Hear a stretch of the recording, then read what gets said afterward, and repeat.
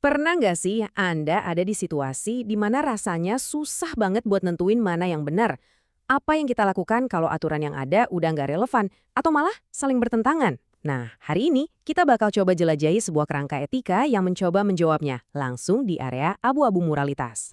Dalam dunia etika, ini kayak ada dua kubu yang berseberangan banget.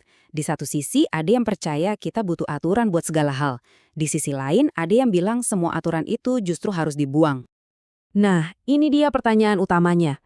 Terus apa dong yang harus kita lakukan kalau aturan-aturan itu udah nggak bisa diandelin? Waktu buku panduan udah nggak ngebantu, kita pakai kompas moral yang mana? Oke, coba kita bedah dua ekstrim ini. Di sebelah kiri ada legalisme. Anggap aja ini etika yang punya aturan super kaku buat semuanya, seolah-olah bisa mengantisipasi setiap skenario. Terus di kanan ada antinomianisme. Ini kebalikannya, nol aturan sama sekali, semua keputusan sifatnya spontan. Dua-duanya punya masalahnya sendiri. Disinilah situasionisme muncul.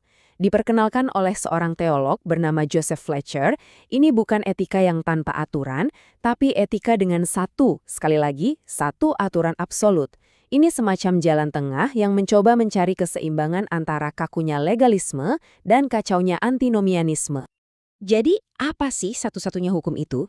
Ternyata simple banget. Bertindaklah secara bertanggung jawab dalam kasih.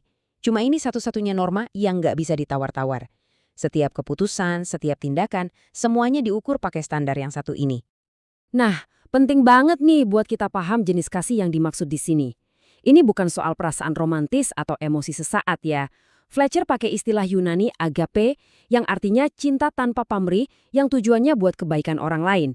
Ini adalah sebuah komitmen, sebuah kehendak, bukan sekedar perasaan.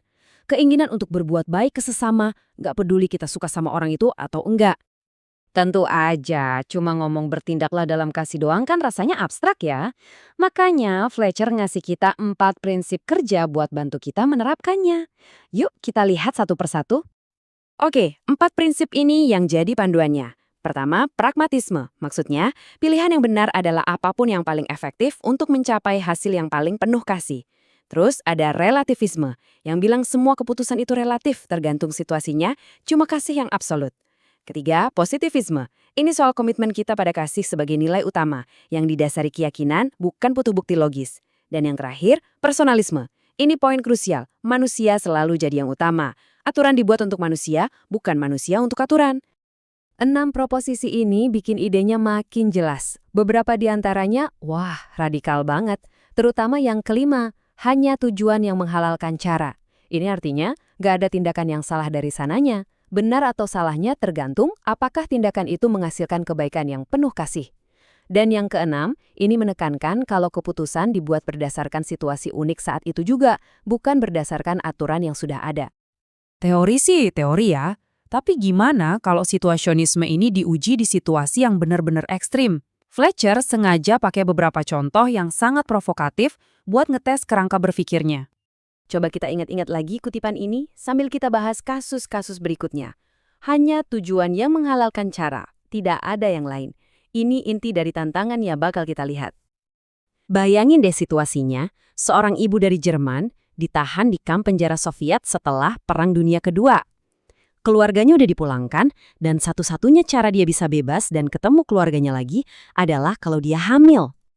Menurut situasionisme, pertanyaannya jadi bukan lagi apakah perzinahan itu salah, tapi pertanyaannya jadi, apakah perzinahan altruistik dengan penjaga kamp adalah tindakan yang paling penuh kasih dalam situasi ini demi bisa bersatu lagi dengan keluarganya? Contoh berikutnya, seorang mata-mata perempuan diminta untuk merayu agen musuh. Tujuannya, buat dapetin intelijen yang bisa mencegah banyak korban jiwa dan memenangkan perang. Dia diminta melakukan sesuatu yang jelas-jelas bertentangan dengan moral pribadinya demi kebaikan yang lebih besar. Sekali lagi, pertanyaannya digeser. Apakah prostitusi patriotik bisa dibenarkan sebagai tindakan yang paling penuh kasih untuk negaranya, yang berpotensi menyelamatkan ribuan nyawa? Dilema terakhir ini lebih personal lagi. Ada seorang pria yang sakit parah, umurnya udah nggak lama lagi. Dia punya asuransi jiwa yang nilainya besar banget, cukup buat menafkahi keluarganya. Tapi masalahnya, nilai asuransi itu bakal turun drastis kalau dia hidup beberapa bulan lebih lama. Dalam skenario yang tragis ini, Apakah bunuh diri pengorbanan adalah pilihan yang paling penuh kasih demi masa depan finansial keluarganya?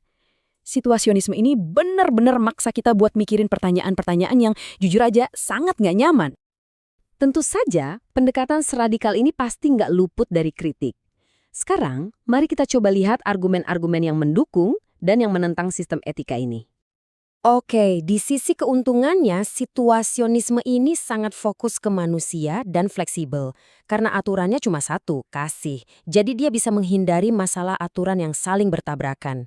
Tapi kekurangannya juga besar. Para kritikus bilang kasih itu konsep yang terlalu abu-abu. Tanpa definisi yang jelas, konsep ini bisa dipakai buat membenarkan tindakan apapun yang akhirnya malah jadi kayak antinomianisme, etika tanpa aturan sama sekali. Kritik utama tadi bisa dirangkum dengan baik di sini. Intinya gini loh, kalau kasih itu nggak punya arti yang konkret sebelum kita masuk ke sebuah situasi, gimana kita bisa tahu apa yang sebetulnya diperintahkan ke kita? Tanpa ada prinsip lain yang memandu, perintah untuk bertindaklah dalam kasih bisa jadi terlalu kabur dan akhirnya nggak membantu sama sekali. Jadi, pada akhirnya kita kembali ke pertanyaan paling mendasar. Kalau kasih adalah satu-satunya kompas yang kita punya untuk melewati dilema moral yang rumit, lalu siapa yang gambar petanya? Inilah tantangan utama dari situasionalisme, sebuah pertanyaan yang nggak punya jawaban mudah dan layak untuk kita renungkan.